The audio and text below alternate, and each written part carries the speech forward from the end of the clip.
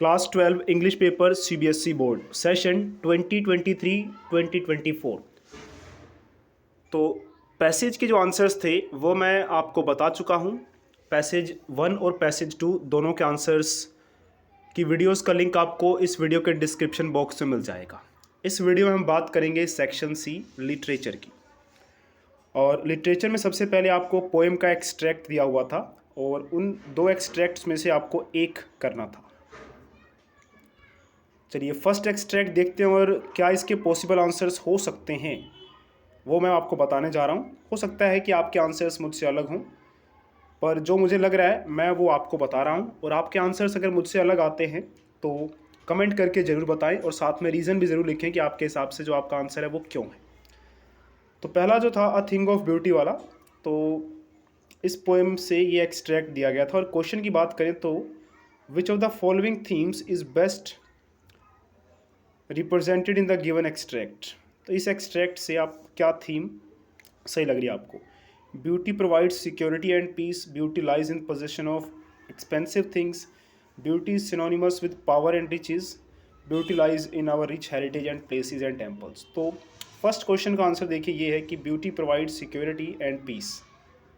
क्योंकि इस पैराग्राफ को अगर आप ध्यान से पढ़ते हैं तो आपको नज़र आ जाएगा कि think of beauty joy for ever, its loveliness increases, it will never pass into nothingness but will keep a bower quiet for us, sleep full of sweet dreams, health quiet breathing. तो साफ दिख रहा है कि हाँ security और piece की बात की जा रही है। चलिए बात करते हैं अगले क्वेश्चन की। इसमें कहा गया है कि a thing of beauty never pass into nothingness because it is. तो इसका आंसर मुझे लगता है कि because it is a joy for ever, कि ये जॉय फॉर एवर है, हमेशा के लिए जॉय एक खुशी देने वाली चीज़ है, इसीलिए ये कभी भी नथिंगनेस नहीं होगी, यानी कि कभी भी पास इनटू नथिंगनेस होगा। थर्ड ऑप्शन था quite bower means a pleasant shady quiet place under trees और in the woods, this creates a sense of. तो ये कैसा सेंस क्रिएट करता है, तो मुझे लगता है यहाँ पे कि प्लीजेंट शेडी क्वाइट प्लेस, शांति की बात हो रही है एक तरह से। तो मुझे लगता है यहाँ पे पीस आप लिख सकते हैं, पीस।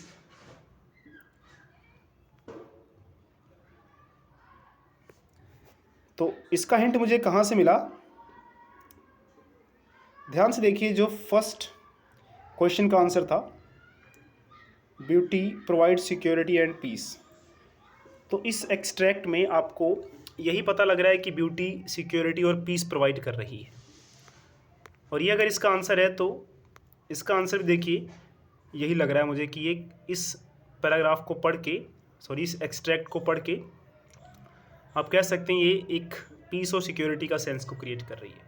ट्रू और फॉल्स बताना है। The quality of a thing ensures that its beauty lasts for ever. तो ये मुझे लगता है कि ट्रू है, क्योंकि क्वालिटी ऑफ अ थिंग का मतलब क्या है, अगर अच्छी क्वालिटी यानी कि एक थिंग ऑफ ब्यूटी है वो, तो बात वही है कि उसकी ब्यूटी लास्ट्स फॉर एवर रहेगी। और अगर हमारे हिसाब से वो क्वालिटी थिंग नहीं है तो फिर उसकी ब्यूटी लास्ट्स फॉर एवर नहीं होगी।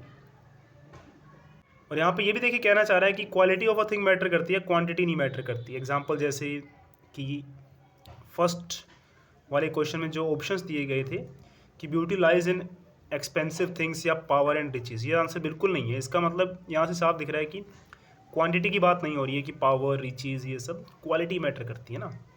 तो क्वालिटी यानी कि थिंग ऑफ ब्यूटी, तो इस हिसाब से मुझे लगता है कि ये ट्रू होना चाहिए। Based on the rhyme scheme in lines 3 and 4 of the given extract which word will rhyme with them. 3 और 4 में आप देख सकते हैं, तो थर्ड लाइन और फोर्थ लाइन।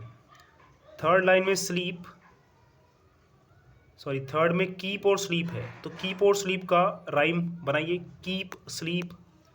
तो कीप स्लीप के बाद स्वीप, तो इसका आंसर स्वीप हो गया। नेक्स्ट है यहाँ पे एक वर्ड यूज़ किया गया हेल्थ, वो सजेस्ट करता है beautiful things will give us happier and more wholesome life. तो एक अच्छी लाइफ, खुशी से भरी हुई लाइफ, तो ये किसकी इमेज क्रिएट करना चाह रहा है यहाँ पे।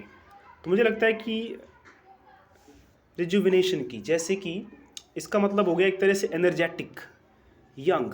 तो यहाँ पे यंग का मतलब ये नहीं कि सिर्फ जवान, एनर्जेटिक यंग, जैसे कि जब हम यंग होते हैं एनर्जेटिक भी होते हैं और हमारी लाइफ खुशियों से उस समय भरी होती है और होलसम लाइफ होती है उस समय, कह सकते हैं कि हम।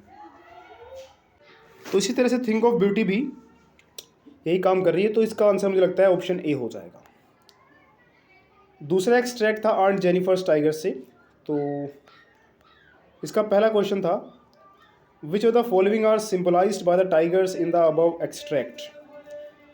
तो जो टाइगर्स वर्ड यूज़ किया गया है वो क्या बताने के लिए किया गया है। तो अगर हम पोएम को ध्यान से पढ़ें या हमने पढ़ रखी है तो tigers world of bold fearless creatures को तो रिप्रेजेंट कर रहे हैं, यानी कि ऑप्शन 3 तो है। और ऑप्शन 3 आप देखेंगे हर एक ऑप्शन में है, ABCD हर एक में। अब ये फेमिनाइन वर्ल्ड को भी रिप्रेजेंट कर रहे हैं कि टाइगर्स के थ्रू आंट जेनिफर जो हैं ये बताना चाह रही हैं कि कैसे एक वुमेन जो है फ्री फियरलेस रहना चाहती है, बट वो अलग बात है कि वो रह नहीं पाती आफ्टर मैरिज। तो सेकंड भी आंसर में आएगा। तो थर्ड और सेकंड, थर्ड तो है ही है, साथ में सेकंड, तो सेकंड ऑप्शन सी और डी में तो नहीं है, सी और डी कैंसिल। अब थर्ड और सेकंड बी में भी है और फोर्थ रह गया world of beautiful handicrafts. Tiger world of beautiful handicrafts को तो यहाँ पे नहीं रिप्रेजेंट कर रहे, तो यहाँ से ये निकल गया। अब अगर ऑप्शन ए है तो मतलब ये मैस्कुलाइन वर्ल्ड को भी रिप्रेजेंट कर रहा है।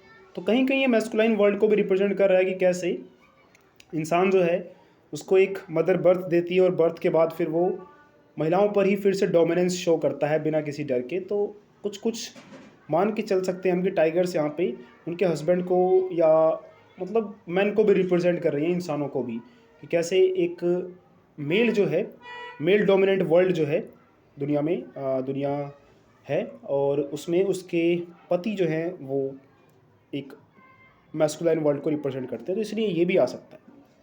तो इसलिए इसका आंसर हो गया ए। ट्रू और false, the creator of the tigers was fearless and assertive like tigers. तो जो क्रिएटर है टाइगर्स का वो फियरलेस असर्टिव लाइक टाइगर्स। तो नेक्स्ट देखिए क्वेश्चन था हमारे पास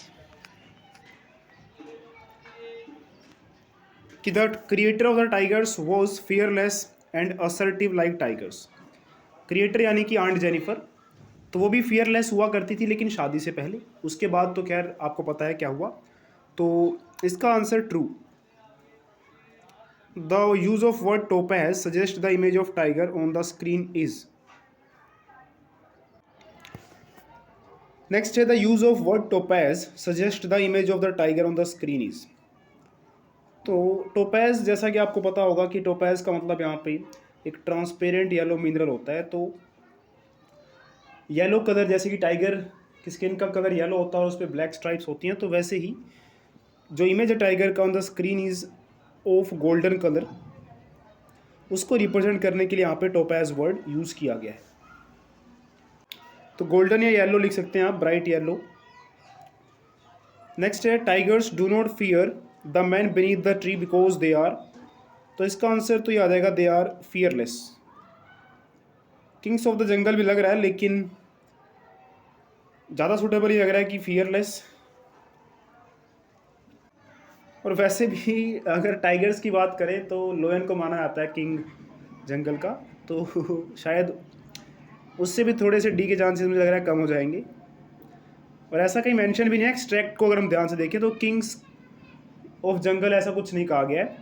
तो और ये कहा गया कि do not fear the man beneath the tree, यानी कि फियरलेस हैं, चिवैलरिक सर्टेनिटी है। तो उससे जहाँ तक मुझे लग रहा है कि फियरलेस ज़्यादा सही रहेगा।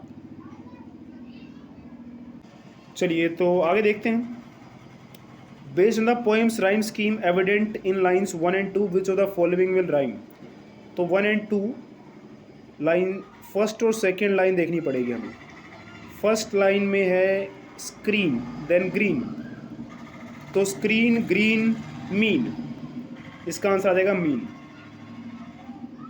चिवैलरिक सर्टेनिटी में आप देख पा रहे होंगे कि ये सी जो वर्ड है यहाँ पर और यहाँ पर 2 बार आ रहा है, और एल्ट्रेशन पोएटिक डिवाइस इसमें लग रहा है।